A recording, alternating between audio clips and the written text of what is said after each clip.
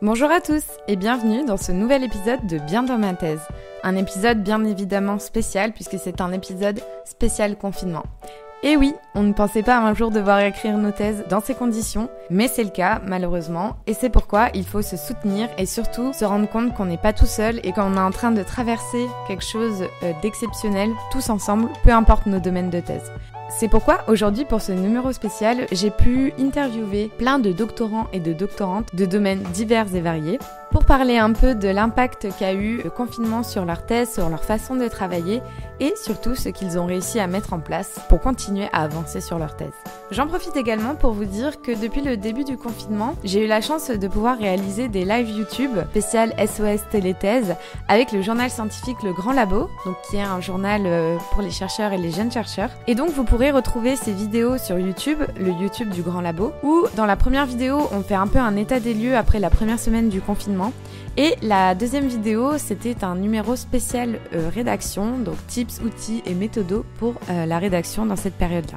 Avant de vous laisser écouter ce podcast, bien évidemment, j'espère que vous êtes actuellement chez vous, bien au chaud, en pyjama, pour écouter ce podcast et pas dehors.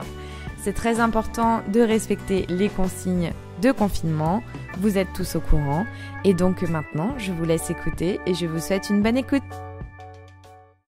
Alors pour commencer, on accueille maintenant Nicolas. Donc Nicolas qui est au milieu de sa deuxième année et qui est dans le domaine des biomatériaux. Nicolas, pour commencer, est-ce que tu pourrais nous parler un peu plus de ton sujet de thèse, de ce que tu faisais au quotidien finalement dans ton travail avant le confinement? Avec quelles techniques tu travailles exactement, quels matériaux tu utilises, etc. Bonjour Mathilde, moi je suis Nicolas Sommers, donc je suis un doctorant belge et je fais partie d'un projet européen qui s'appelle Doc 3D Printing, qui veut promouvoir le développement de l'impression 3D de céramique dans différents domaines, donc le domaine biomédical et surtout aérospatial. Alors c'est un projet européen qui s'appelle un ITN, donc c'est un networking, un réseau. Donc on est 14 doctorants autour de cette thématique d'impression 3D et on travaille sur différentes techniques, différents matériaux tous ensemble. Alors moi, plus précisément, mon projet porte sur le développement de matières premières, donc des poudres céramiques en phosphate de calcium. Donc c'est relativement la même matière que les os. Et donc, je dois développer cette poudre, ajouter des additifs pour améliorer les propriétés de ce composé. Le final de la thèse, c'est de réussir à imprimer des pièces qui vont servir d'implants osseux résorbables. Donc, ils vont se dégrader naturellement après l'implantation dans le corps humain.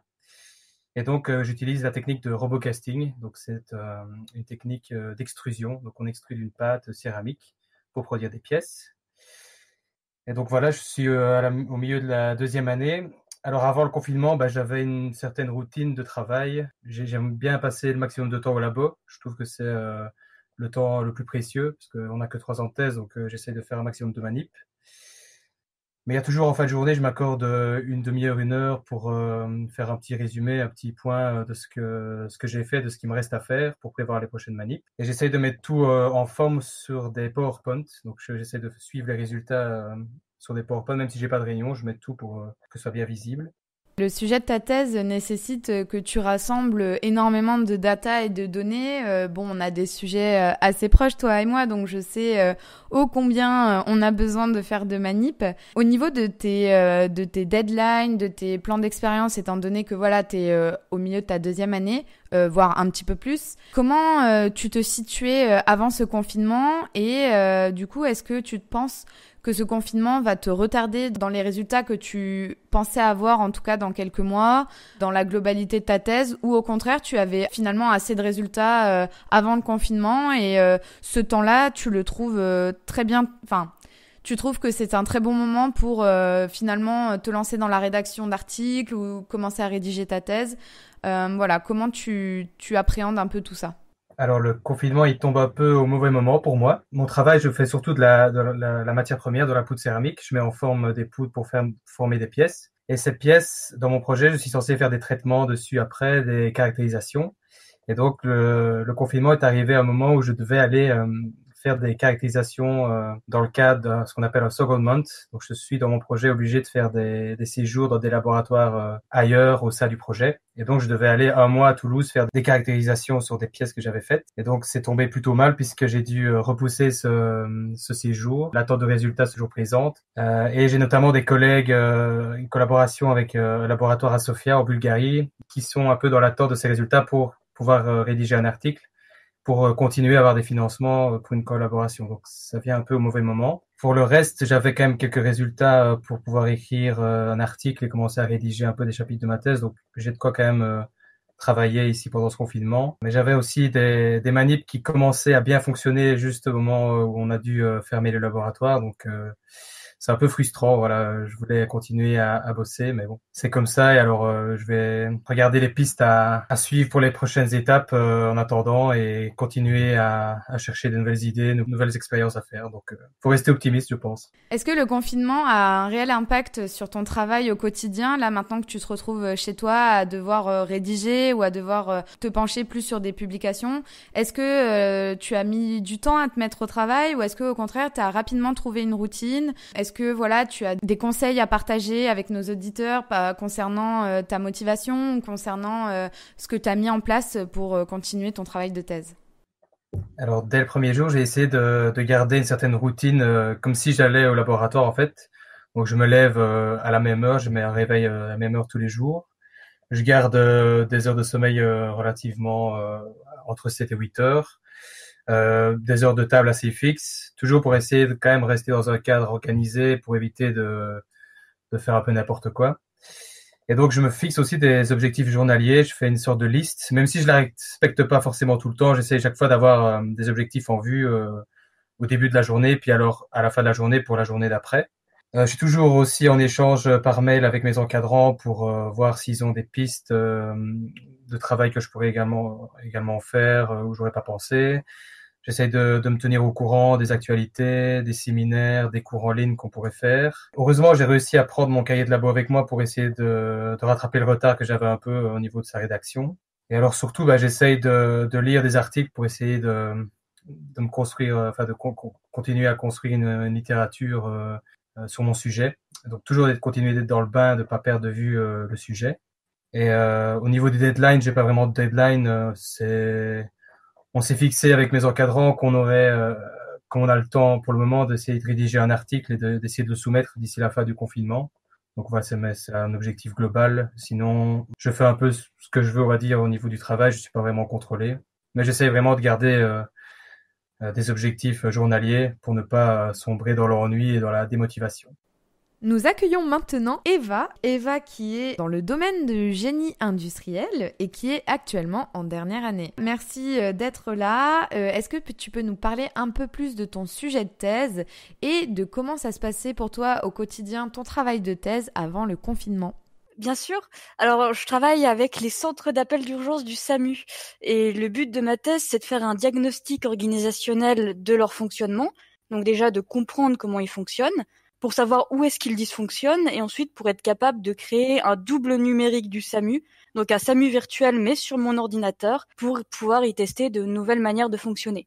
Et en fait, regarder l'impact que ça aurait sur leur performance. Donc savoir si on est capable de décrocher des appels plus rapidement, si on est capable de décrocher plus d'appels, tout ça. Donc avant le confinement, mon quotidien, globalement, c'était beaucoup d'analyse de données parce que je travaille avec les données des logiciels audio du SAMU, en fait les logiciels de téléphonie. Donc j'ai à chaque fois les informations sur l'appel, quand est-ce qu'il arrive, quand est-ce qu'il est transféré, décroché, par tous les acteurs de la chaîne de traitement de l'appel. Et donc je suis quasiment tout le temps sur mon ordinateur, vu que je suis en dernière année, que tous les relevés terrain, je les ai déjà faits. Donc en soi, le confinement ne change pas grand-chose pour moi, d'autant que je dois commencer ma rédaction. Tu es en dernière année, donc tu dois commencer ta rédaction. Donc finalement, tu dois un peu te forcer à rédiger. Mais voilà, avec le contexte actuel et comme on sait, l'ambiance est assez anxiogène. Comment ça se passe pour toi au quotidien? Est-ce que finalement, tu rencontres quand même quelques difficultés à te mettre à rédiger, même si tu sais que sans le confinement, tu aurais dû te mettre à rédiger? Qu'est-ce que tu as mis en place pour voilà, essayer de te motiver? Ou au contraire, est-ce que finalement, ça roule pour toi parce que de toute façon, c'était prévu? coup, je pense que le confinement, pour moi, a un impact positif sur mes rédactions, en fait, parce qu'il me force à avoir plus de cadres. Et c'est-à-dire, comme je me retrouve en télétravail, j'ai besoin d'avoir une zone de travail qui soit bien coupée de ma zone de pause. Je tiens un planning, en fait. Donc je me lève le matin à 7h30, je travaille jusqu'à 17h, après j'arrête et je tiens mes week-ends. Donc j'ai des plages de travail qui sont extrêmement qui sont définies. Et le confinement aussi m'a obligée à avoir plus de liens par écrit avec mes encadrants.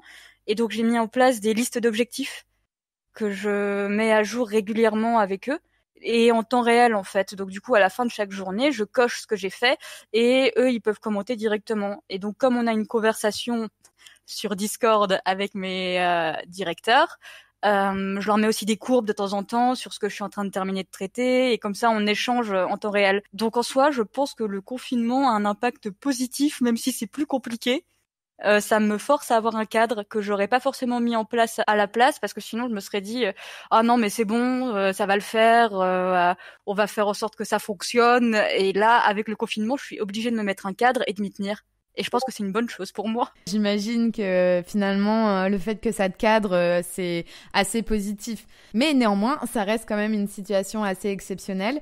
Et du coup, si tu avais quelques conseils à donner aux doctorants qui ne sont pas forcément comme toi en dernière année et qui se retrouvent à devoir rédiger plus tôt que prévu parce que voilà, ils peuvent plus faire de manip ou ils n'ont pas assez de données ou de résultats pour l'instant et ils se mettent dans la rédaction de reviews ou dans une recherche vraiment bibliographique accrue, on sait très bien que c'est pas très fun comme moment. Voilà, donc est-ce que tu aurais des petits conseils pour ce genre de doctorant?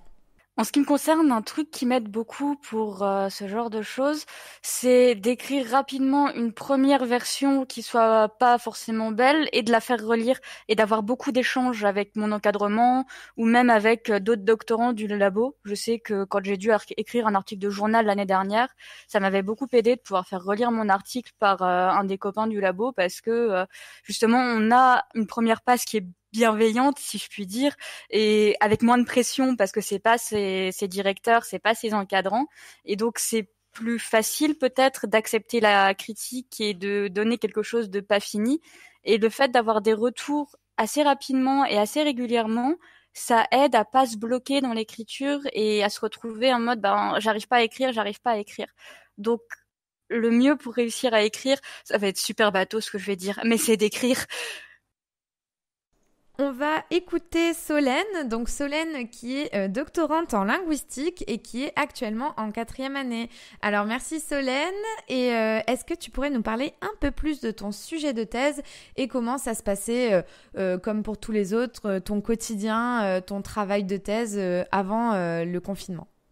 Alors, effectivement, je travaille en linguistique et plus particulièrement en génétique des textes. C'est-à-dire que j'étudie les brouillons. Et donc, plus particulièrement pour ma thèse, j'étudie les brouillons d'un auteur-illustrateur célèbre qui s'appelle Yvan Pommeau. Alors, moi, je vais aller un peu à l'inverse de pas mal de choses que j'ai lues. C'est qu'avant mon confinement, donc je suis doctorante, mais je suis aussi prof en collège à temps plein et j'ai des heures aussi en enseignement supérieur.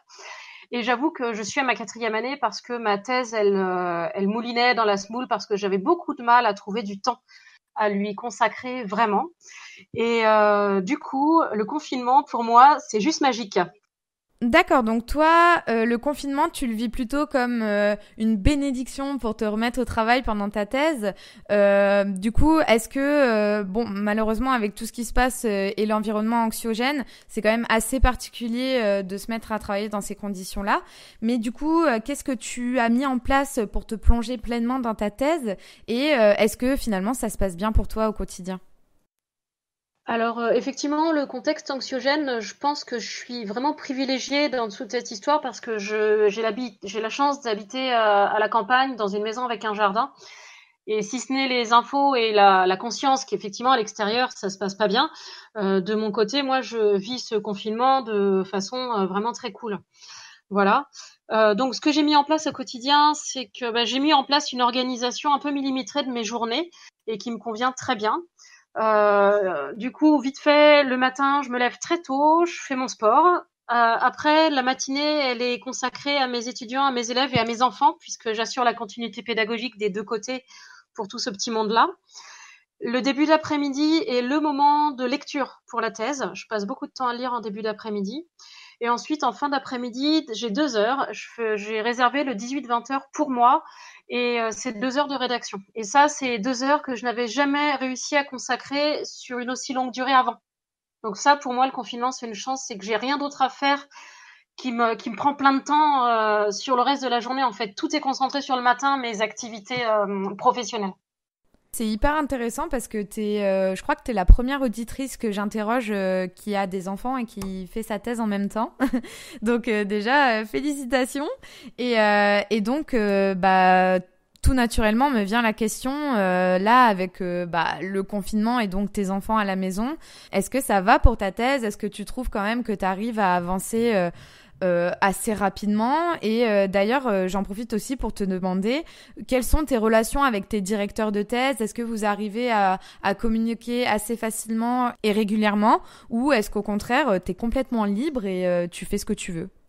Alors pour la question concernant mes enfants, c'est vrai que je passe la journée complète avec eux et le soir, le 18-20 heures, c'est leur moment d'écran à eux. Il n'y a pas d'autres moments d'écran dans la journée, donc c'est vrai qu'ils sont fort contents d'avoir ce moment-là et ils ne m'embêtent pas et ils le savent. C'est une règle qu'on a établie. Il y a 2 heures où on ne dérange pas maman quoi qu'il se passe. Donc c'est vrai que j'ai vraiment ce temps-là que j'arrivais pas à instaurer avant puisque je n'étais pas là de la journée et c'était normal qu'ils aient aussi besoin de moi quand j'étais là. Pour les relations avec donc mes directeurs de thèse, ils sont 2. Il y a aucun souci, on discute énormément par mail et j'ai la chance d'avoir des directeurs qui sont très réactifs. Quand je pose une question, quand j'ai un souci, quand j'ai quoi que ce soit, dans les 24 heures, je suis sûre d'avoir une réponse. Donc c'est vrai de ce côté-là, ça change pas grand-chose. Comme je suis salariée, je les voyais déjà pas beaucoup. On a toujours communiqué qu'à distance par mail. Donc finalement, on poursuit comme on a toujours fait. Maintenant, nous accueillons Gwendal. Alors, Gwendal est un doctorant en sociologie. Il est également en première année. Il a commencé au mois d'octobre. Donc, Gwendal, déjà, merci d'être là. Et est-ce que tu pourrais nous présenter un peu plus ton sujet de thèse, nous dire sur quoi tu travailles exactement ? Merci pour l'accueil. Moi, je travaille sur les ruptures conventionnelles de contrat de travail, qu'on appelle plus communément les ruptures amiables. Et donc, en fait, je m'intéresse surtout au côté patronal et institutionnel de comment, en fait, les employeurs gèrent ça, comment la directe, l'État, les services déconcentrés s'en occupent, et donc comment ça change un peu les rapports au sein des entreprises. C'est vrai que je suis pas du tout familière avec ton domaine de thèse. Comment ça se passe au quotidien pour toi, ton travail de thèse ? Est-ce que tu as des interviews à faire ? Est-ce que c'est beaucoup de recherche d'informations ? Auquel cas, si tu as des interviews à faire, comment du coup le confinement impacte ta thèse finalement ? Et surtout, vu que tu es en première année, est-ce que tu te sens fortement impacté par la situation ?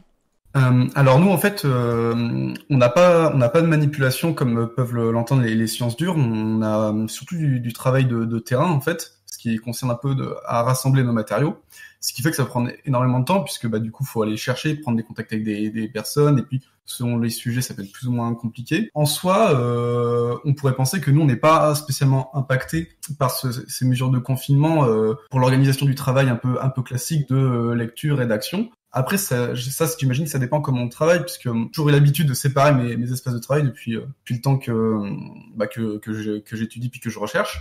Donc effectivement, là, j'ai plus accès au bureau, donc c'est très compliqué soi-même pour se mettre au travail.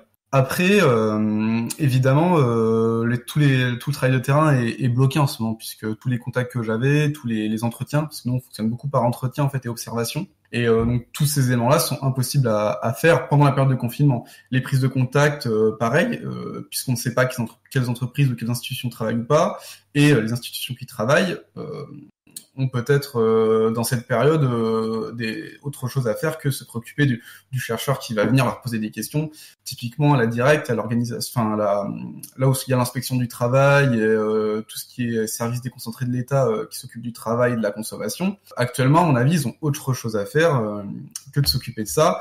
Et du coup, nous on se renseigne. le travail que je fais actuellement, c'est beaucoup de pêche aux informations, de ce qui se passe actuellement. Comment du coup les services pour le coup de l'État peuvent s'occupent en fait, gèrent la crise du coronavirus. Ce qui est intéressant quand on étudie une société qui est tout le temps en mouvement, c'est que du coup, même par rapport à notre objet de recherche, il y a des choses qui se modifient.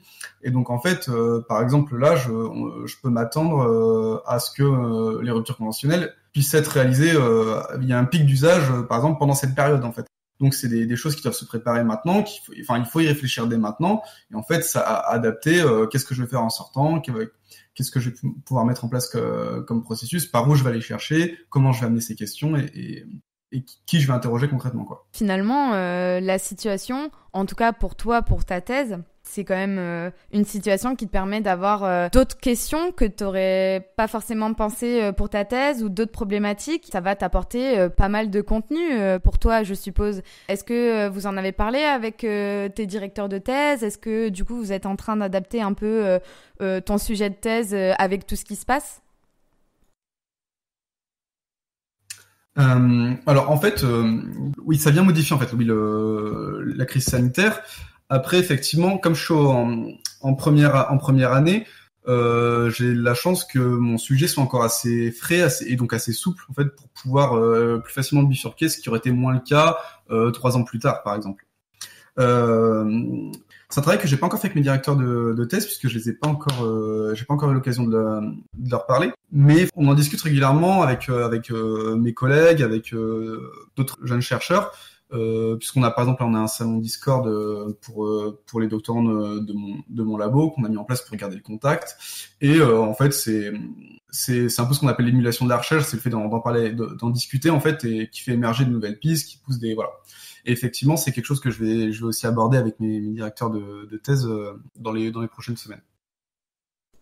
La prochaine invitée est Chloé. Chloé est en fin de 2e année dans le domaine des biotechnologies plus généralement. Chloé, merci de donner ton témoignage et j'aimerais que tu nous parles un petit peu plus de ton sujet de thèse parce que vu que tu es en biotechnologie, je pense que tu faisais beaucoup de manip et donc voilà, que tu nous parles un peu plus de ce que tu faisais avant le confinement et plus globalement en quoi consiste ta thèse. Alors, bonjour Mathilde, merci de m'avoir invitée. Donc, comme tu l'as dit, oui, je vais bientôt rentrer en 3e année de thèse et mon sujet porte sur la bioimpression 3D d'un vaisseau sanguin.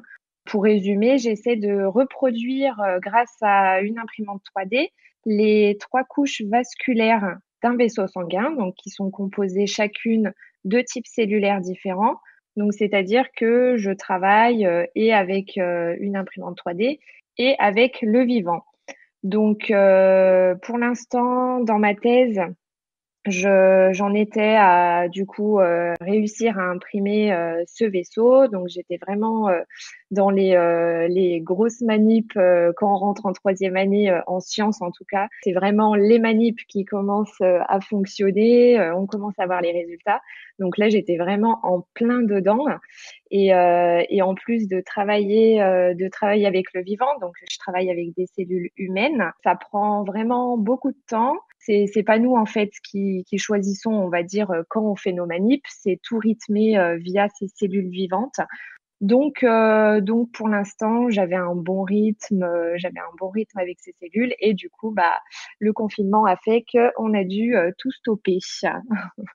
Vu que vous travaillez avec du vivant, comment ça s'est passé suite à l'annonce du confinement? Est-ce que vous avez mis en place une espèce de garde? C'est-à-dire, par exemple, il y a des doctorants qui travaillaient avec des animaux ou les animaliers, par exemple, continuent d'y aller chaque semaine pour quand même maintenir en vie les animaux. Là, avec les cellules, est-ce que c'était possible? Et si c'était pas possible, du coup, qu'est-ce qui s'est passé pour toutes vos cultures cellulaires?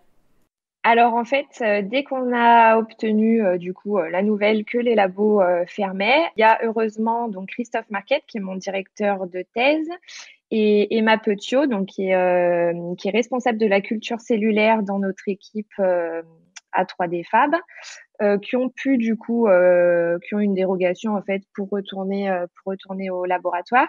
Et du coup, ils ont pu aller au laboratoire et on a été obligés malheureusement de stopper toutes nos cultures. parce que on est quand même beaucoup à maniper en culture cell et du coup, c'était vraiment pas possible pour nous d'y aller, sachant qu'on s'en occupe. Les cellules, on doit les passer, enfin, on doit s'en occuper 2 fois par semaine, donc c'était pas possible pour nous de se déplacer autant sur le campus pour s'en occuper, sachant qu'on savait pas, enfin, on sait toujours pas combien de temps va durer le confinement. Donc en fait, on a décidé de stopper toutes les cultures cellulaires, mais on est sur 2 sites, donc heureusement il y a un site qui est pas totalement fermé, donc ça nous a permis de maintenir quelques tissus en fait, parce que c'était là aussi un des facteurs les plus embêtants, c'était toutes nos manips qu'on avait déjà effectuées, qui ont un temps de maturation en fait, donc c'est un temps après impression et c'est vraiment le facteur le plus nécessaire en fait aux manips, c'est le temps que les cellules maturent. Et du coup, tous les tissus qu'on avait imprimés étaient encore au laboratoire. Donc ça, du coup, on a réussi à les conserver. On a Christophe et Emma qui y vont de temps en temps pour voir comment ça se passe. Donc bon, nos manips sont pas non plus toutes stoppées, mais au niveau de la culture cellulaire, par contre, c'est tout arrêté. Donc on peut rien faire pour l'instant. Ok, bon, maintenant j'aimerais que tu nous parles un petit peu plus de ton quotidien depuis 3 semaines. Alors, bon, du coup, on est un peu dans le même cas, les manips qui sont arrêtés alors qu'on était vraiment lancés. C'est vraiment embêtant et voilà, personnellement, ça a été compliqué de réussir à me mettre dans la tête que je devais prendre ce temps pour rédiger. Du coup, toi, qu'est-ce que tu as réussi à mettre en place? Est-ce que ça fonctionne? Est-ce que ça va, en fait, pour toi, pour ton travail au quotidien depuis ces 3 semaines? Alors, la première semaine où du coup a été annoncé le confinement, c'est vrai que ça a été assez dur parce qu'on se retrouve d'un coup dans notre appartement au lieu d'être au laboratoire. Donc la première semaine, j'ai pas réussi à vraiment me concentrer, à savoir ce qu'il fallait que je fasse, par où commencer. Puis on n'arrive pas trop à se dire non plus que ça va durer un certain temps. Puis en fait, de base, avant le confinement, tous les lundis matin, on avait une réunion d'équipe, donc avec toute mon équipe à 3D Fab. Et donc déjà, on a maintenu cette réunion donc en visio, hein, bien sûr. Donc du coup, ça nous permet déjà de reprendre un espèce de rythme. Et je pense que c'est quand même assez nécessaire dans cette période de confinement. En fait, c'est d'avoir un rythme, de se recréer une routine, pas au laboratoire, mais du coup à la maison. Cette réunion déjà du lundi matin nous permet de retrouver des bases qu'on avait. Et en plus, ça nous permet de dire vraiment ce qu'on a réussi à faire la semaine d'avant, ce qu'on va faire la semaine qui arrive. On voit nos directeurs de thèse, nos autres collègues. Et du coup, après ces réunions avec Christophe, donc mon directeur de thèse, on a décidé d'écrire une revue sur mon projet de thèse. Donc, je pense que c'est beaucoup le cas pour pas mal de doctorants en sciences. Mais du coup, c'est vraiment la solution la plus adaptée à ce qui se passe parce que du coup, ça permet de faire une énorme bibliographie sur notre projet et je trouve que c'est plutôt positif, on va dire, entre guillemets. On n'est pas souvent sur l'ordinateur en train de faire de la bibliographie pendant des heures comme on fait là durant tous les jours, toutes les semaines. Donc moi, ça m'a permis vraiment de prendre du recul, de savoir les manips que j'ai fait, est-ce que c'était vraiment, est-ce que ça allait aboutir à quelque chose ou non, vraiment de me recentrer. Et ça, je trouve que c'est un gros point positif où ça permet un peu plus d'avoir les idées claires, quoi. J'ai l'honneur d'inviter Élise, donc Élise qui est dans le domaine du design, donc apparemment plutôt orientée graphique et qui est au milieu de sa première année. Alors déjà Élise, merci d'être là. J'aimerais que tu nous dises sur quoi tu travailles plus particulièrement et comment était ton quotidien dans ta thèse avant le confinement. Oui, donc comme tu disais, je suis au milieu de ma première année et donc je fais une thèse en design graphique et je travaille sur les productions graphiques féministes en ligne. Donc, par exemple, les comptes Instagram, sites web féministes et autres images de slogans et d'affiches qui circulent sur Internet. Et donc, j'essaye de comprendre un peu quels sont les codes visuels du féminisme aujourd'hui et le rapport à l'histoire du féminisme. Avant le confinement, ma thèse, je la passais déjà essentiellement chez moi. En fait, je travaille beaucoup depuis chez moi, de temps en temps en bibliothèque. Et j'avais surtout l'occasion de voir ma directrice de thèse pendant les séminaires, les cours qu'elle donnait, ce qui n'est plus le cas maintenant. Mais je travaillais quand même beaucoup depuis chez moi. Ok, donc toi, bon, ça n'a pas bouleversé en tout cas le fait que tu travaillais déjà chez toi, mais je suppose quand même que ça doit affecter ton travail au quotidien avec bien évidemment la situation qui est exceptionnelle. Déjà, est-ce que tu arrives à entretenir quand même un lien avec ta directrice de thèse assez fréquemment et qu'est-ce que tu as mis en place pour avancer dans ta thèse vu que tu es en milieu de première année? Est-ce que finalement du coup tu t'es orienté vers beaucoup de biblios pendant cette période ou au contraire est-ce que tu peux quand même avancer au vu de ton domaine? En fait, ce que ça a changé pour moi, c'est que comme j'ai plus les cours et les séances de séminaire avec ma directrice, je la vois plus et en fait, on avait déjà assez peu de contacts. On se parlait pas très régulièrement, notamment parce que je suis dans une phase beaucoup de lecture et de recherche où j'ai en vrai pas grand-chose à lui raconter au jour le jour. Et le plus grand changement pour moi, en fait, depuis le confinement, c'est surtout la découverte du Discord des doctorants, où je peux avoir un peu plus de soutien d'autres personnes qui sont en thèse, ce qui n'était pas trop le cas avant et qui commençait à me manquer un petit peu finalement. Donc ça a été assez bénéfique pour moi. Et après, pour mes recherches en tant que telles, ça m'embête un petit peu, ça tombe pas exactement au moment où j'avais prévu parce que j'avais justement commencé à terminer ma bibliographie et à enchaîner sur une phase plus d'entretien avec des militantes ou d'observation méthodologique, notamment de contenu militant sur Instagram. Et comme les contenus changent parce qu'ils se sont focalisés sur le confinement, c'est beaucoup moins... Ça change la manière dont les gens communiquent. Et donc, c'est plus du tout ce que moi, j'avais prévu d'observer au départ.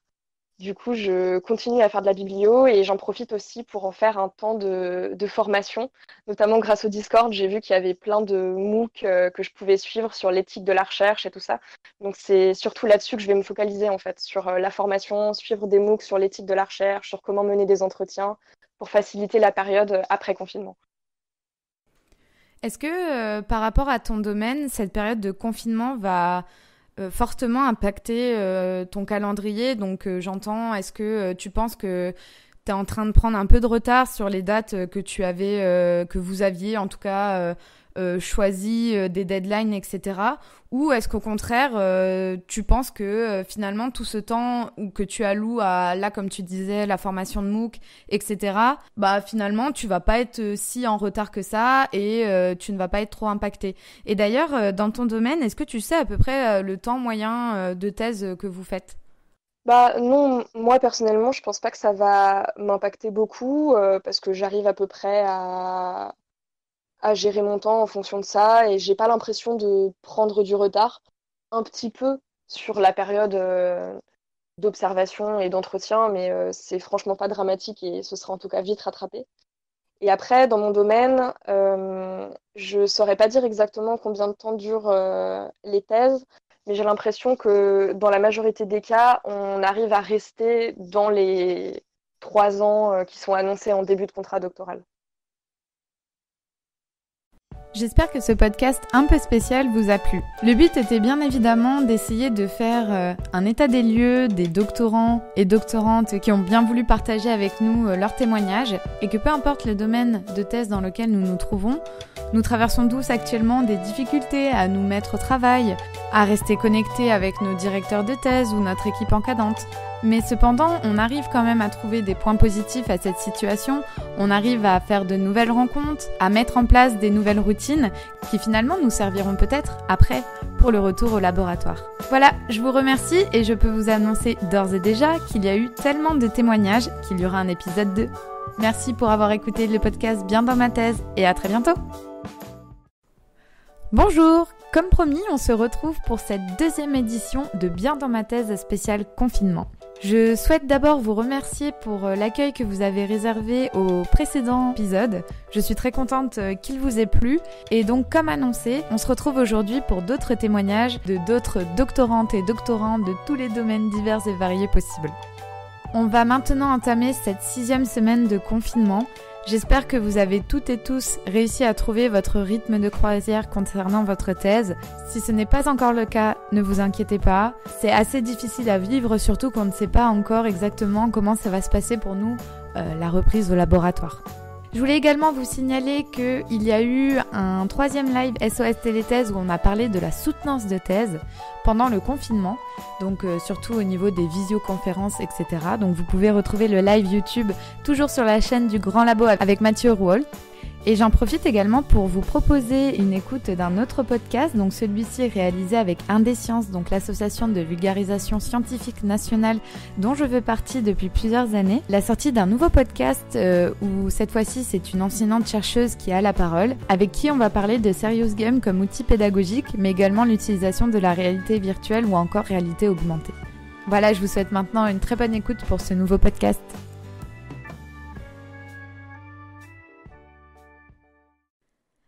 Alors, pour commencer ce second podcast, on se retrouve avec Mathieu. Alors, Mathieu est actuellement en thèse en co-tutelle entre le Canada et la France et il est dans le domaine de l'optimisation. Alors déjà, bonjour Mathieu, merci d'avoir accepté. Est-ce que tu peux nous parler un peu plus de ton sujet de thèse, de ce que tu fais dans ton travail de recherche et surtout comment ça se passait pour toi au quotidien avant tout ça, quoi. Oui, bonjour Mathilde.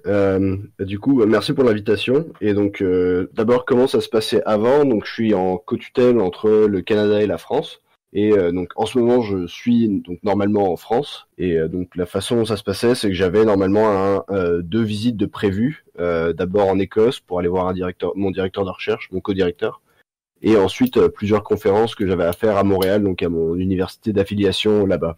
Donc évidemment tout ça a été pas mal chamboulé au niveau des événements récents et au niveau de mon travail, je pense que j'ai été un des moins touchés dans les catégories de doctorants vu que je travaille principalement avec des outils informatiques et des mathématiques appliquées et où du coup la plupart des choses dont j'ai besoin, je peux y avoir accès depuis mon PC, depuis chez moi. Alors oui, justement, est-ce que tu peux nous parler un peu plus de ton sujet de thèse et les travaux que tu fais au quotidien et nous expliquer comment ça s'est passé pour toi au niveau de la récupération de tes logiciels parce que donc je suppose vu ton domaine, tu dois travailler sur beaucoup de logiciels informatiques et donc voilà, est-ce que déjà tu avais un ordinateur adapté? Est-ce que le laboratoire t'a fourni un ordinateur? Et concernant la licence des logiciels, est-ce que tu as pu avoir accès facilement aux logiciels que tu utilisais déjà ou est-ce que ton université a dû, en temps de crise exceptionnelle, mettre en place des licences comme ça pour tous les autres doctorants finalement comme toi? Alors, au niveau de mon domaine, donc je travaille en optimisation mathématique, donc c'est une branche à la croisée entre les mathématiques discrètes appliquées et l'informatique. Et donc, ce que je fais, c'est appliquer des modèles d'optimisation dits biniveaux à des réseaux électriques. Donc, le but, c'est d'arriver à développer de nouveaux systèmes de prix, par exemple, dans les réseaux électriques pour arriver à accommoder la montée des énergies renouvelables, ce genre de choses. Et au niveau des logiciels qu'on utilise, donc, j'ai eu de la chance et c'était aussi on va dire une des guidelines personnelles que j'avais au niveau de ma thèse d'utiliser au maximum des logiciels libres. Et où du coup ça s'est révélé très utile dans les derniers mois parce que donc ça me permet de travailler toujours depuis chez moi, de travailler avec des logiciels qui sont toujours accessibles, voilà. Et donc j'ai pas eu le problème comme beaucoup d'autres d'avoir un besoin immédiat à des logiciels commerciaux qui sont pas forcément accessibles directement. Donc il y a dans mon domaine plusieurs logiciels qui sont assez dominants en optimisation et qui sont pour le coup commerciaux. J'ai fait en sorte de pouvoir remplacer cela par des logiciels libres à n'importe quel point dans ma thèse. Et donc finalement, ça a payé beaucoup dans les derniers mois. Vis-à-vis de ton quotidien actuellement, donc voilà, comme tu l'as si bien dit, toi tu as la chance, entre guillemets, bien évidemment, parce que ça reste quand même une situation exceptionnelle, mais tu as la chance voilà, de pouvoir travailler sur ta thèse, du moins avec tous les logiciels que tu avais avant, tout ce dont tu as besoin. Comment ça se passe là? Étant donné que tu es en troisième année, est-ce que tu es plutôt en phase rédaction ou tu es encore tu génères encore actuellement des datas par rapport à ton sujet de thèse? Et du coup, est-ce que tu peux nous parler un peu plus de ton quotidien, de choses que tu as mis en place depuis ce début de confinement? Est-ce que la motivation est là ou pas vraiment? Comment ça se passe pour toi? Donc au niveau de mon quotidien, là, j'ai plusieurs tâches en parallèle. Donc je suis sur des phases de rédaction, sur des articles qui vont devenir des chapitres de ma thèse. Il y en a d'autres où on est plutôt sur des phases un peu plus tard d'aller-retour avec des journaux et avec les rapporteurs de certains articles, où du coup c'est plus sur des phases finales. Donc j'ai toute une partie de ma thèse qui est déjà plus ou moins en rédaction ou déjà rédigée et en correction. En tout cas les chapitres. Après, il y a d'autres parties qui sont encore à générer des données et à commencer à créer les modèles pour travailler sur ces données-là. Donc, selon les chapitres de ma thèse, j'en ai certains qui sont déjà plutôt avancés et d'autres qui sont encore en développement, on va dire, dans les premières phases. Et donc, finalement, je pense que la rédaction finale va venir assez vite là maintenant, j'espère, avec principalement, je dirais, un chapitre qui me reste à développer au niveau données, modèles et implémentation informatique.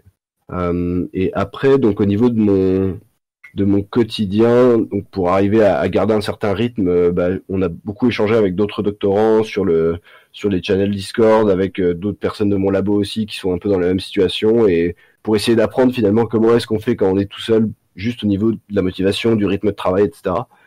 Et finalement, c'est venu, je pense, un des points principaux, c'est venu à réduire des objectifs à des choses très très court terme, et à se dire, dans les prochaines heures, il faut que j'ai fait ça, dans les prochaines heures, c'est ça qu'il faut que j'avance, etc. Et où finalement, c'est avec ces pas très minimes qu'on arrive à avancer au fur et à mesure, plutôt que de se remettre face à un truc énorme qu'on aurait eu plus de facilité à planifier dans le cadre d'un bureau, d'un bureau de travail avec des collègues, etc. Tu as tout à fait raison par rapport aux objectifs. Donc ça, c'est vrai, c'est des choses qu'on a souvent dit dans les lives SOS Téléthèse.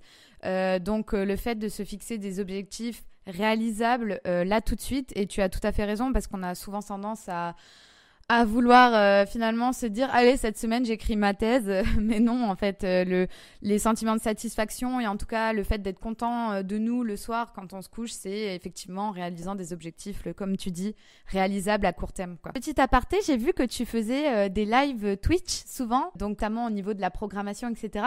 Est-ce que tu peux nous en dire deux mots par rapport à pourquoi tu as eu l'idée de faire ça? Et voilà, c'est une super initiative, donc est-ce que tu peux nous en parler un petit peu? Ouais, alors je pense que c'est une initiative qui est née de deux choses en parallèle. La première, c'était qu'il y a beaucoup de gens qui se sont mis à en faire régulièrement maintenant, vu que tout le monde est un peu isolé à la maison. Les gens ont décidé de juste se filmer, de filmer leur travail au fur et à mesure, pas avec l'ambition d'avoir quelque chose de très guidé ou très programmé, mais simplement, je vais lancer une session, vous pouvez regarder ce que je fais, je vais essayer d'avancer sur tel truc, je sais pas comment ça va se passer. Et finalement, le fait d'avoir toutes ces personnes qui font ça sans ambition a priori et sans grande préparation, ça permet de se décomplexer par rapport au fait de le faire. Est-ce que je suis légitime pour vraiment me filmer en train de faire ça? Et où finalement, tout le monde peut juste se dire, je vais juste partager mon travail et voir si des gens sont intéressés pour regarder. Et souvent, finalement, c'est le cas. Il y a beaucoup de gens qui vont vouloir apprendre et regarder comment les autres travaillent finalement, même sans être la personne de référence pour ce qu'on est en train de faire. Donc ça, c'est le premier point, donc le fait que la barrière à l'entrée soit moins intimidante. Et le deuxième point, donc c'est aussi le fait de pouvoir continuer à échanger avec des gens un peu de la même façon dont on pouvait le faire dans un bureau avant, mais donc avec les personnes qui sont intéressées sur un domaine spécifique. Ouais. Et finalement, le fait d'avoir ces lives permet de briser la glace avec des gens qui n'auraient pas forcément osé nous approcher tout de suite ou engager une conversation, et où le fait d'avoir ces lives permet à beaucoup de savoir sur quoi je travaille, ce qui m'intéresse, que ce soit au niveau de ma recherche ou au niveau de projets open source à côté, par exemple. Et finalement, ça permet d'engager des conversations qui n'auraient pas été là, forcément. Et donc, du coup, la chaîne Twitch, s'il y en a qui sont intéressés, donc je fais principalement de la programmation, soit pour de l'optimisation, soit pour d'autres sous-domaines d'autres domaines en programmation scientifique au sens large. Et donc, c'est twitch.tv/matbesancon. Besançon. L'invitée suivante est Caroline. Donc Caroline est dans le domaine des sciences de gestion et elle est actuellement en 3e année. Donc merci Caroline d'être là aussi. Alors toi, il me semble que tu fais ta thèse à mi-temps. Donc tu vas nous expliquer un peu ce que tu fais, plus particulièrement le sujet de ta thèse et comment était ton quotidien avant toutes ces mesures de confinement. Oui, alors du coup, moi je fais une thèse dite à mi-temps, puisque je suis professeure à temps complet dans la vie, on va dire, réelle, lambda. Du coup, c'est vrai que j'ai une organisation qui est un petit peu différente, parce que je dois gérer mon emploi du temps de travail normal. Et puis, d'habitude, j'ai des plages horaires que je me réserve pour ma thèse.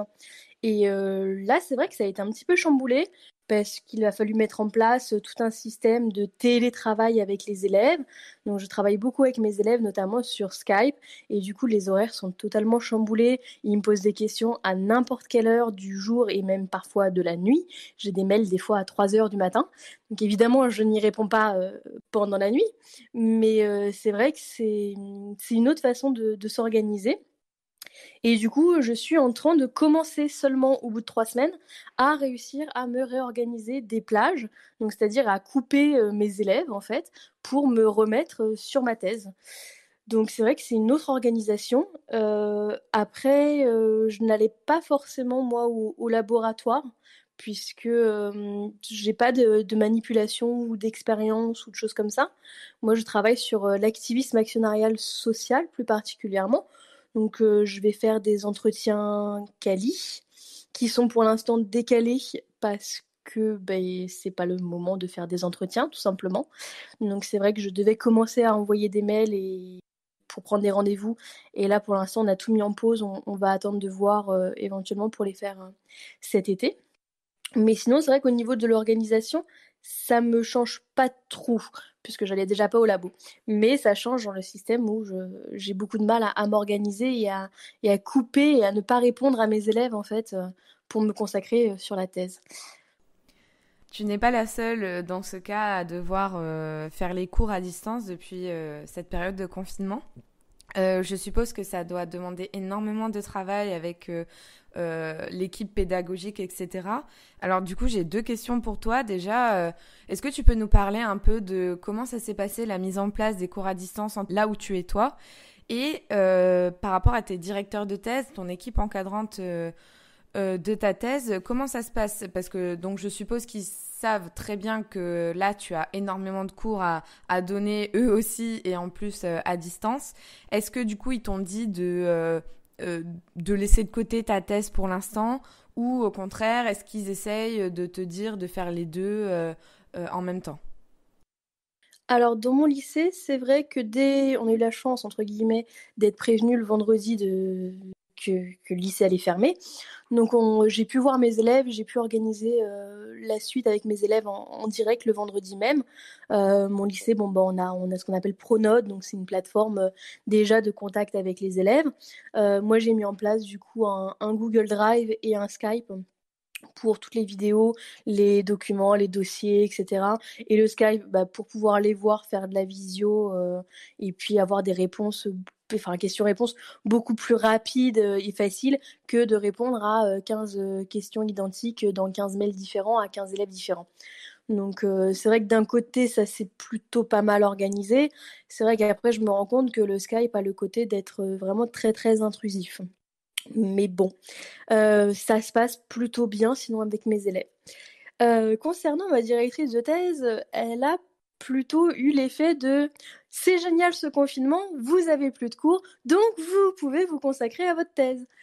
Et il a fallu que je lui explique gentiment que, en fait, je continuais à travailler, que je n'étais pas chez moi à rien faire sur mon canapé et que ça me demandait finalement beaucoup de travail. Et en fait, elle s'en est un petit peu rendue compte aussi par elle-même puisqu'elle a été aussi débordée de choses. Mais c'est vrai qu'elle a ce positionnement depuis le début de me dire faut profiter de ce temps-là pour avancer sur votre thèse. Absolument, faut en profiter. C'est une opportunité qui ne se représentera pas. Donc consacrez-vous. Arrêtez de répondre à vos élèves, laissez-les vivre et consacrez-vous à votre thèse. Donc c'est vrai que c'est un petit peu difficile à gérer, mais bon. En règle générale, dans ton domaine, il me semble que les thèses sont quand même assez longues parce que souvent vous êtes justement à mi-temps, donc vous donnez des cours, c'est un peu comme les thèses en histoire où voilà, il y a énormément de cours à côté de la thèse. Voilà, là t'expliques que ouais, ok, oui, c'est un bon moment pour avancer, mais en attendant, t'as dû mettre en place tous ces cours à distance et on sait très bien à quel point c'est chronophage et difficile en fait. C'est pas un exercice commun. Est-ce que tu penses que ta thèse va malheureusement prendre pas mal de retard à cause de cette situation où finalement tu te retrouves vraiment chez toi mais tu as énormément de choses à gérer, même si là depuis cette semaine tu arrives un peu à sortir la tête de l'eau. Est-ce que tu penses que voilà, tu vas être un peu impacté niveau timing, niveau deadline? Alors, c'est vrai qu'en sciences de gestion, soit tu as un contrat doctoral et tu fais ta thèse en 3-4 ans, en général 4, soit tu es à mi-temps comme moi et tu l'as fait en 6 ans. Ce que j'ai plus ou moins prévu de faire et ce que ma directrice de thèse avait fait aussi. Elle avait aussi fait sa thèse à mi-temps et en 6 ans. Donc, je pense qu'elle comprend aussi un petit peu comment ça se passe pour moi. Et comme je suis à ma 3e année sur donc 6, je pense pas forcément que je vais prendre du retard. Je vais prendre du retard, c'est sûr, sur les entretiens quali, etc. Mais quand je sais que j'ai encore 3 ans devant moi, je pense que le retard, à un moment donné, je vais réussir à le compenser beaucoup plus que quelqu'un qui serait vraiment en 3 ans et qui prendrait vraiment, on va dire, 3 mois de retard. Maintenant, nous accueillons Manon. Donc Manon, c'est une doctorante en première année, donc qui travaille sur notamment l'effet de l'exercice physique sur les traitements cancérologiques. Manon, j'aimerais que tu nous parles un peu plus du sujet de ta thèse et ce que tu fais concrètement. Bonjour Mathilde. Alors moi en fait j'étudie l'effet de l'exercice physique sur l'immunologie en oncologie et le but c'est de voir si est-ce que un exercice physique pourrait potentialiser les traitements d'immuno et de chimiothérapie dans le cancer du poumon métastatique. Alors du coup, comme je l'ai dit, donc tu es en première année, donc je suppose que toi, bien évidemment, ça t'a pas mal impacté. Est-ce que tu pourrais nous dire quel mois tu as commencé ta thèse, si tu as commencé en début d'année scolaire ou au contraire là, il y a quelques temps? Et comment s'est passé pour toi le début du confinement? Est-ce que tes directeurs de thèse t'ont tout de suite donné des directives sur quoi faire, vu que je suppose que tu étais censé à la base faire pas mal de manip? Voilà, est-ce que tu peux nous expliquer comment ça s'est passé les premiers jours de confinement pour toi? Alors, moi, j'ai commencé ma thèse, mon contrat doctoral a commencé en octobre 2019, donc il y a quelques mois. Ce qui m'arrange, c'est qu'en fait, j'ai pas encore déposé mon protocole pour le comité de protection des patients. Du coup, j'ai pas de manipulation particulière en cours. Donc là, je suis actuellement en train je profite de ce moment pour bien rédiger mon protocole. Et puis aussi, il y avait beaucoup d'appels à projets en cours pour des financements, notamment pour mes manipulations bio.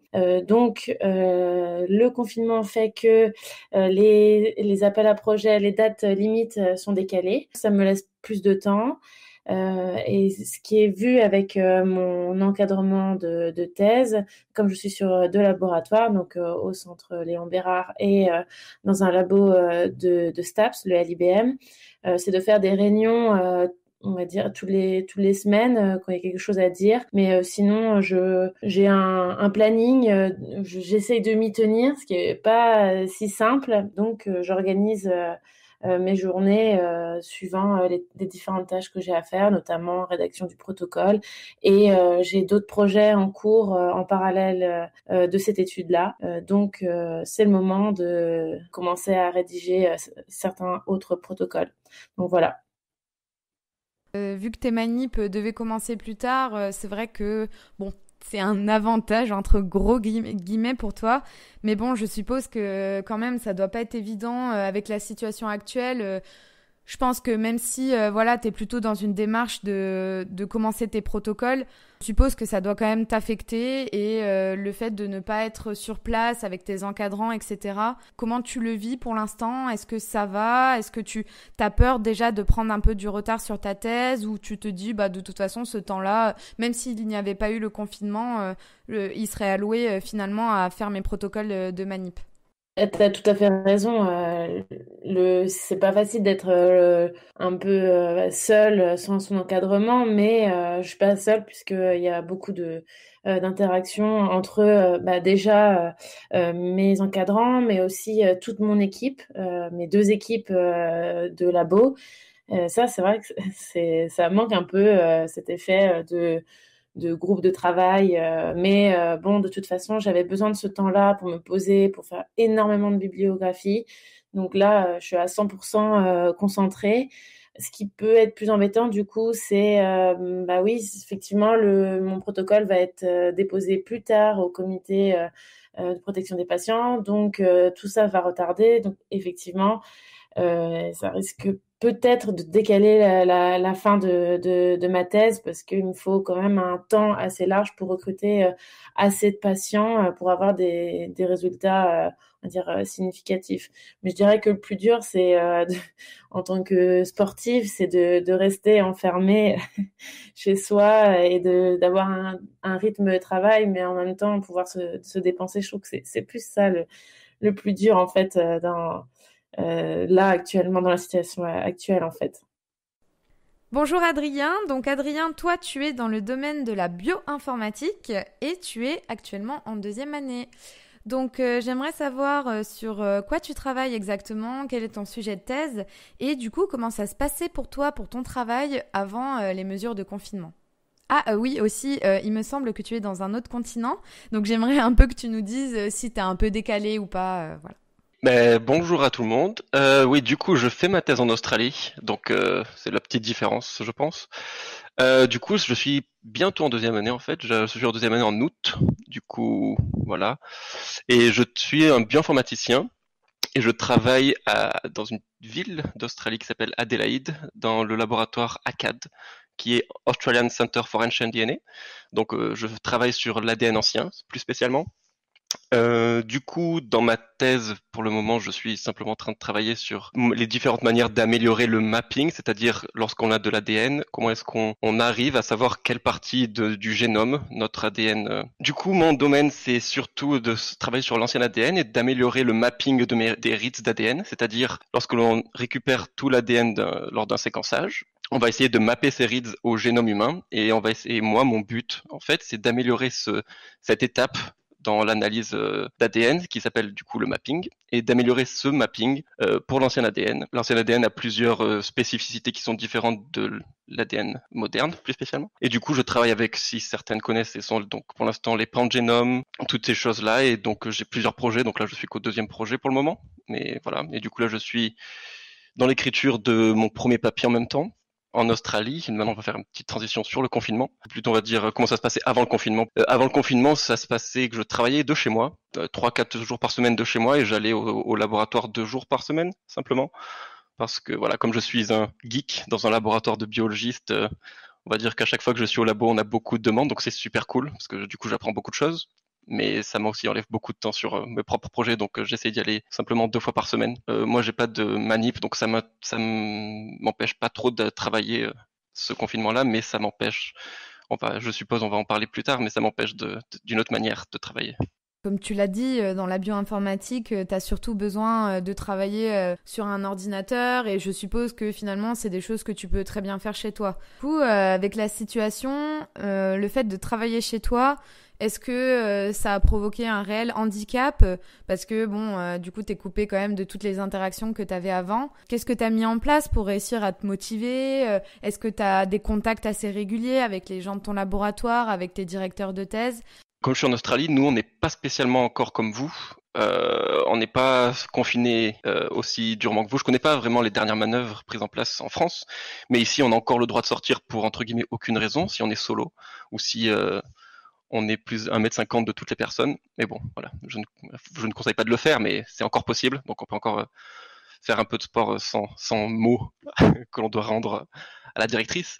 Mais sinon, à part ça, on a des réunions avec mes superviseurs 1 fois par semaine, et après avec le laboratoire entier 2 fois par semaine. Donc je vois mes superviseurs au moins 3 fois par semaine, donc ça aide plutôt pas mal. Après, ce qui est assez compliqué du coup, c'est quand même de travailler du coup de chez soi en colocation, parce qu'avant je travaillais de chez moi mais solo. Là du coup j'ai mon colocataire qui travaille à 1 mètre de moi, mais du coup, lui, il joue aux jeux vidéo, du coup, c'est plus compliqué de se concentrer lorsque tu écris un papier, quand tu as quelqu'un qui joue à côté de toi.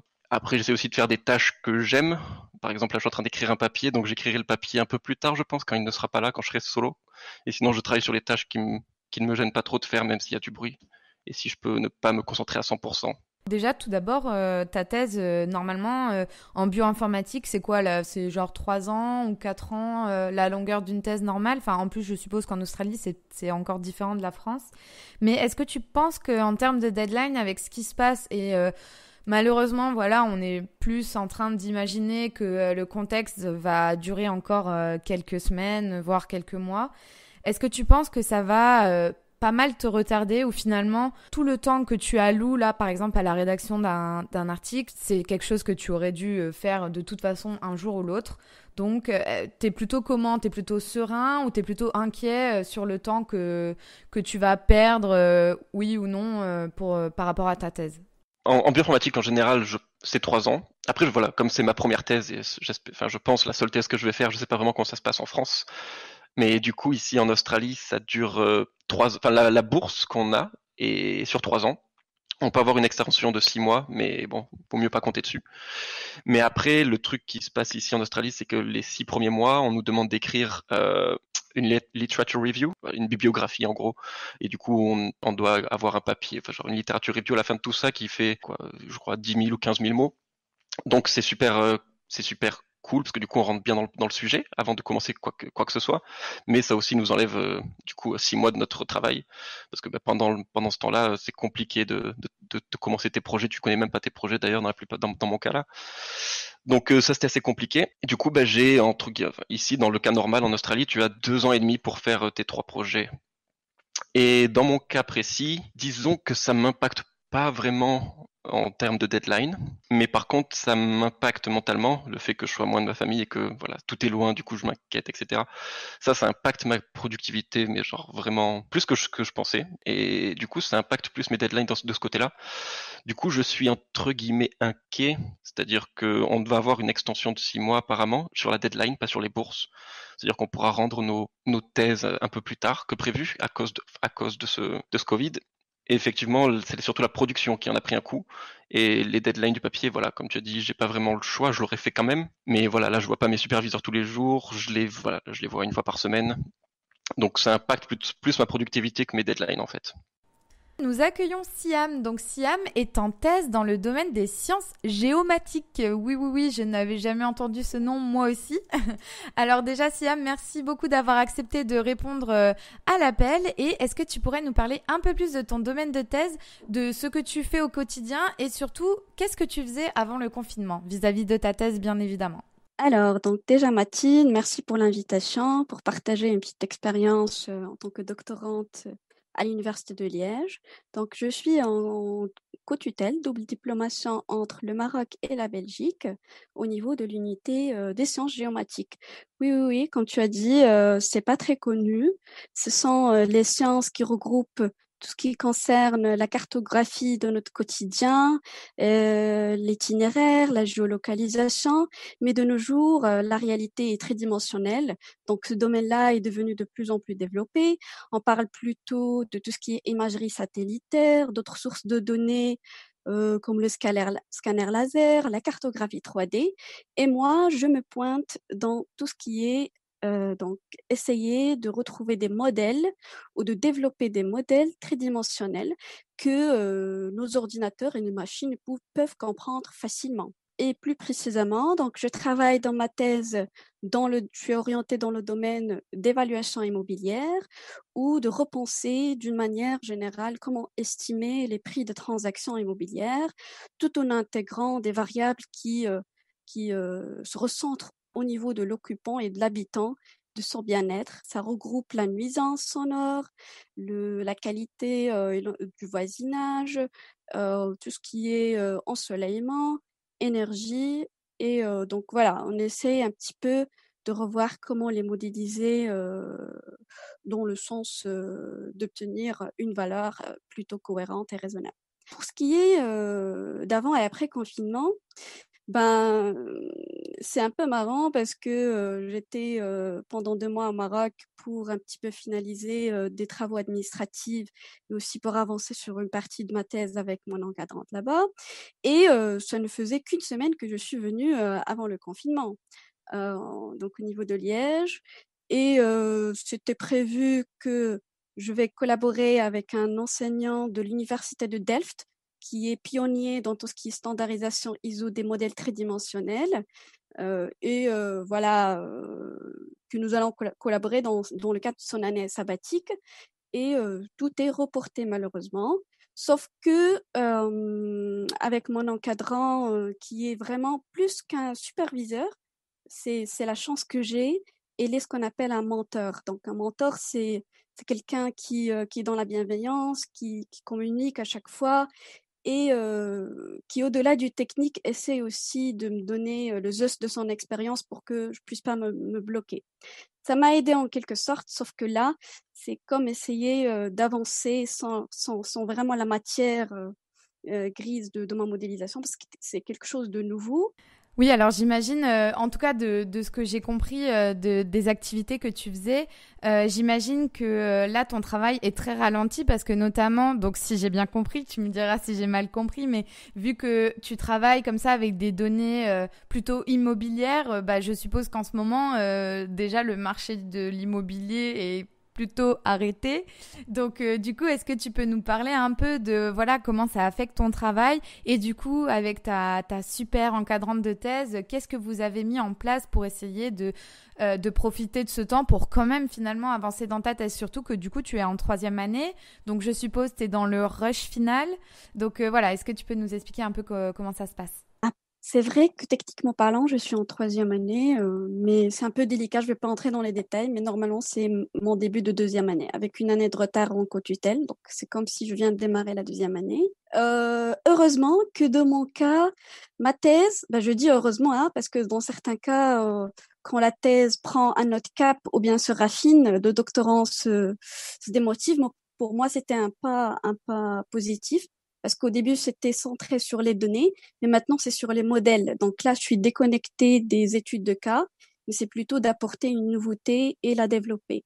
Donc, je suis plutôt dans la partie développement théorique. Donc, peut-être que d'autres doctorants qui auront d'autres thèses, ils vont faire de l'application là-dessus. Mais là, je travaille que sur des données qui sont, on va dire, des échantillons théoriques. Donc voilà.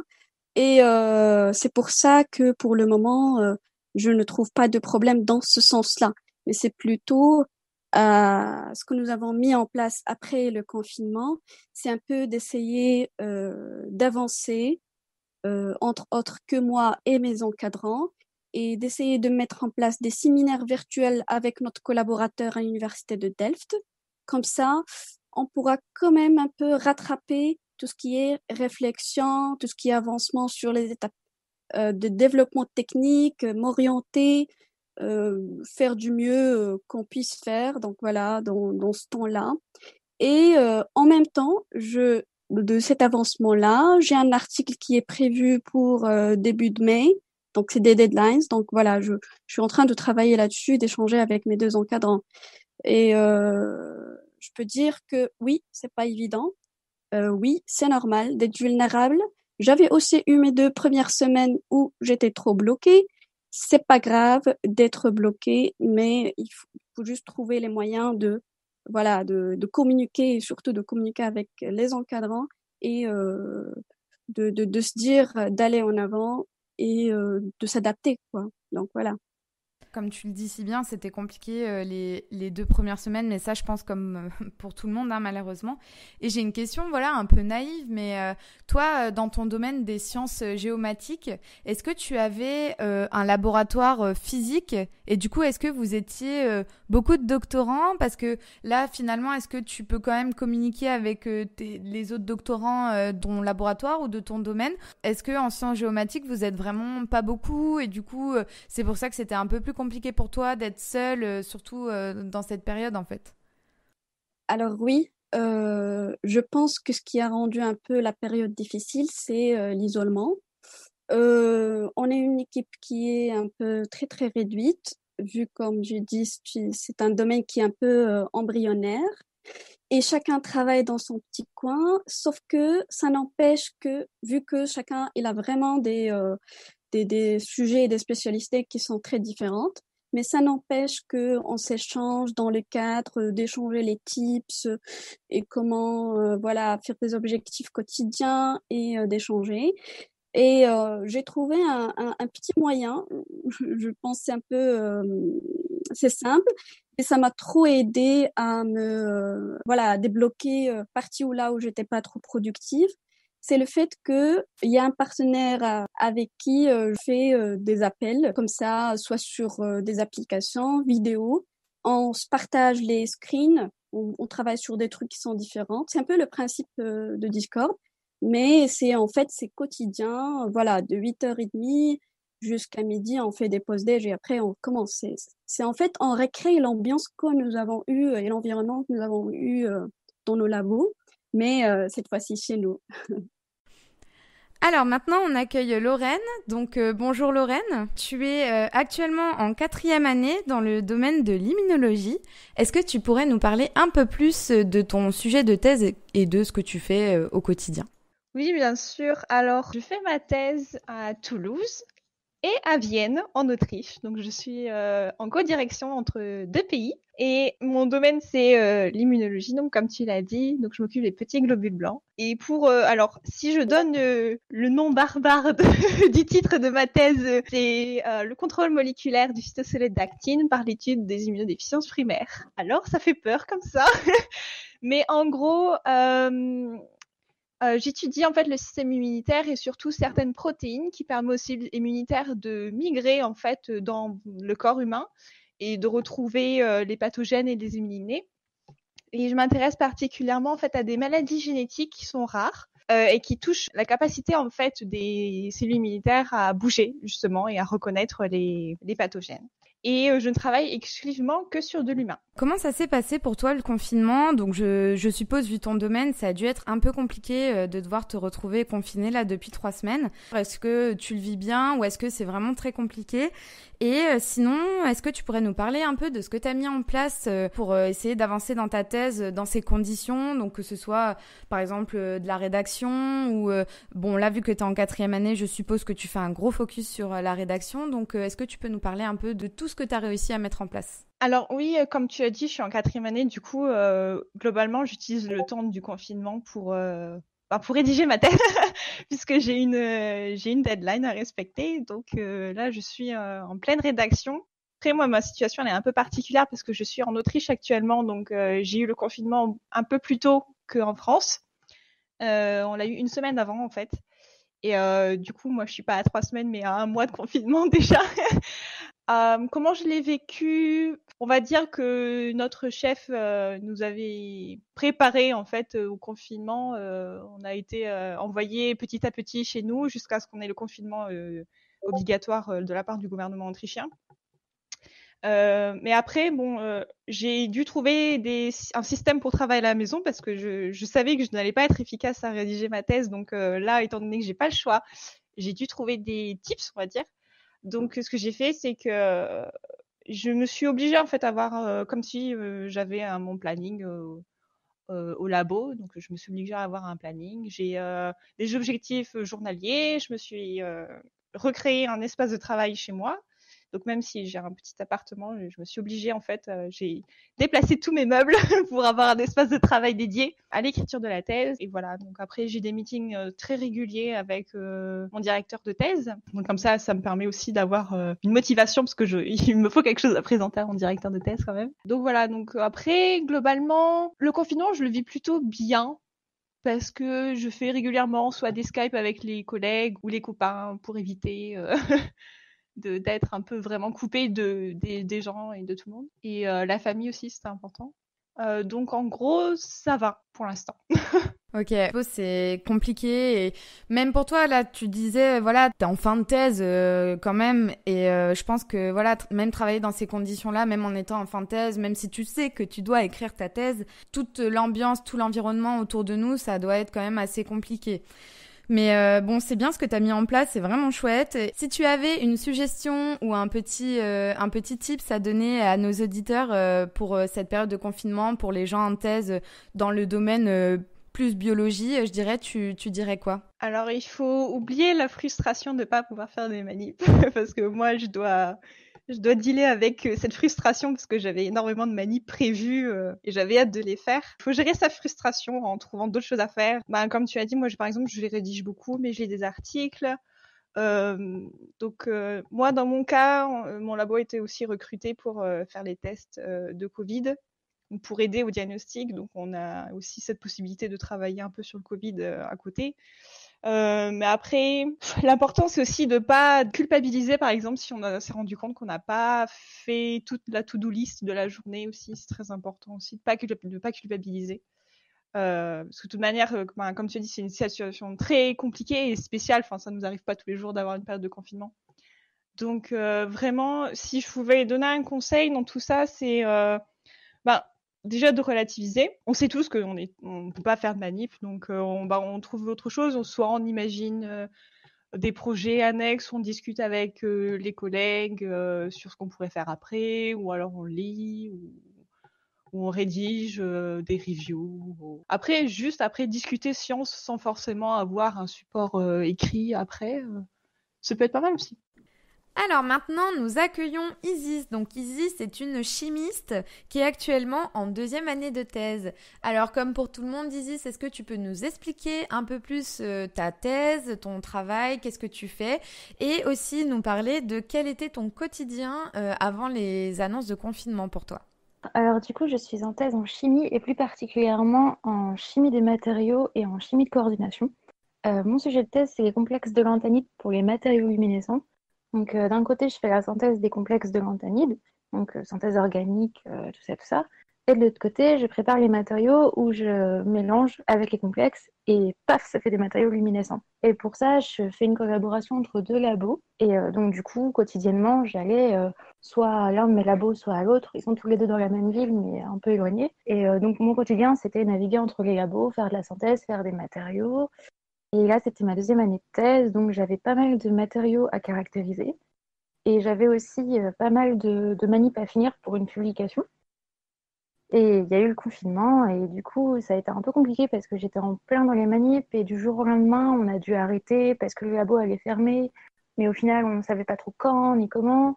Et le jour pour le lendemain, on nous a dit de stopper nos manips et de préparer 1 mois à la maison.